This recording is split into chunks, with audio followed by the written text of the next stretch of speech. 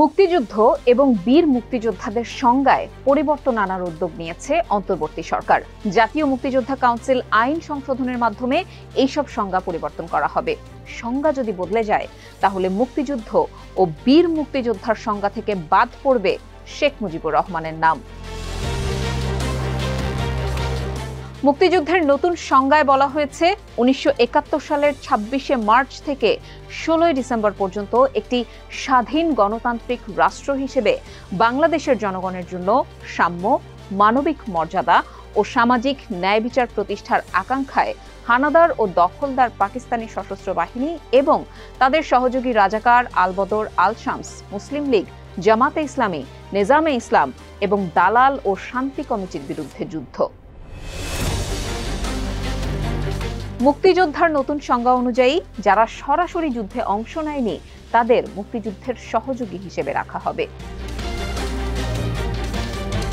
সংশোধিত অধ্যাদেশের খসড়ায় যারা বিদেশে থেকে যুদ্ধের পক্ষে জনমত গঠন করেছেন, মুজিবনগর সরকারের কর্মকর্তা, কর্মচারী, দূত, মুজিবনগর সরকারের সম্পৃক্ত MNA এবং যারা পরবর্তীতে গণপরিষদের সদস্য হিসেবে গণ্য হয়েছিলেন, স্বাধীন বাংলা বেতার কেন্দ্রের শিল্পী ও কলাকুশলী এবং দেশ ও দেশের বাইরে মুক্তিযুদ্ধের পক্ষে দায়িত্ব পালনকারী বাংলাদেশি সাংবাদিক এবং স্বাধীন বাংলা ফুটবল দলের সব খেলোয়াড়দের মুক্তিযুদ্ধের সহযোগী হিসেবে রাখা হয়েছে।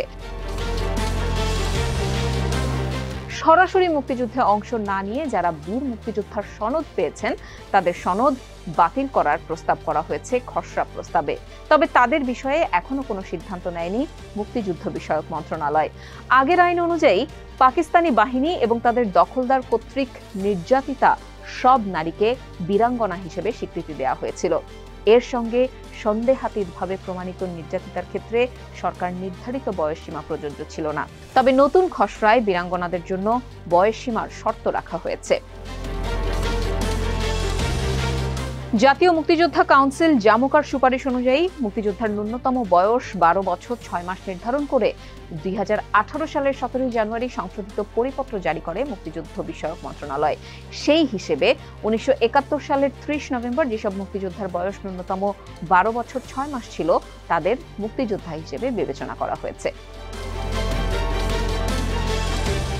মুক্তিযুদ্ধ বিষয়ক মন্ত্রণালয়ের একজন কর্মকর্তা বলেন, জামুকা আইন সংশোধনের পর সর্বনিম্ন কত বছর বয়সে বীর মুক্তিযোদ্ধা হওয়া যাবে তা সংশোধন করা হবে।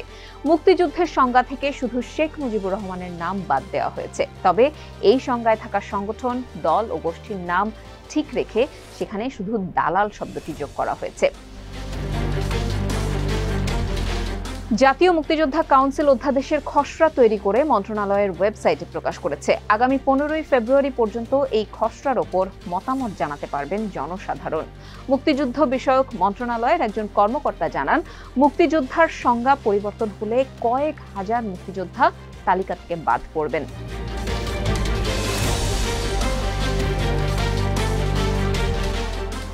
বর্তমান আইনে বীর মুক্তিযোদ্ধার সংজ্ঞায় বলা আছে, জাতির পিতা বঙ্গবন্ধু শেখ মুজিবুর রহমান কর্তৃক স্বাধীনতার ঘোষণায় সাড়া দিয়া যারা দেশের অভ্যন্তরে গ্রামে গঞ্জে যুদ্ধের প্রস্তুতি ও অভ্যন্তরীণ প্রশিক্ষণ গ্রহণ করেছেন এবং 1971 খ্রিস্টাব্দের 26 মার্চ থেকে 16 ডিসেম্বর পর্যন্ত বাংলাদেশের মহান স্বাধীনতা অর্জনের লক্ষ্যে পাকিস্তানের বিরুদ্ধে যুদ্ধে লিপ্ত হয়ে দখলদার ও হানাদার পাকিস্তানি সেনাবাহিনী।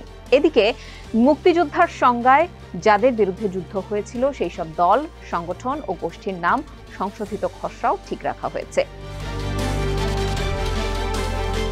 আগের সংজ্ঞায় সরাসরি যুদ্ধে অংশ নেননি এমন 8 ধরনের ব্যক্তি ও পেশাজীবীদের বীর মুক্তিযোদ্ধা হিসেবে স্বীকৃতি দেওয়া হয়েছিল।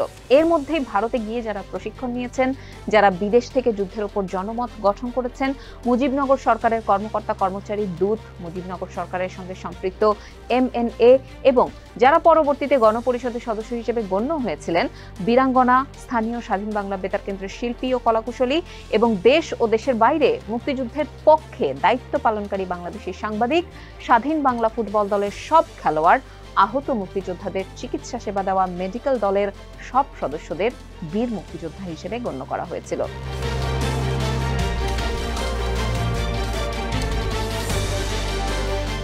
মুক্তিযুদ্ধের সহযোগীদের নতুন সংজ্ঞায় বলা হয়েছে, যারা 1971 সালের 26 মার্চ থেকে 16 ডিসেম্বর পর্যন্ত বাংলাদেশের মহান স্বাধীনতা অর্জনের লক্ষ্যে দেশের অভ্যন্তরে বা প্রবাসে অবস্থান করে মুক্তিযোদ্ধাদের উদ্দীপিত করা এবং মুক্তিযুদ্ধকে বেগবান ও বাংলাদেশের স্বাধীনতা অর্জনকে ত্বরান্বিত করার প্রয়াসে সংগঠকের ভূমিকা পালন, বিশ্ব জনমত গঠন, কূটনৈতিক সমর্থন অর্জন এবং মনস্তাত্ত্বিক শক্তি অর্জনের প্রেক্ষাপটে বাংলাদেশের যেসব নাগরিক প্রত্যক্ষভাবে অংশগ্রহণ ও সহযোগিতা করেছেন।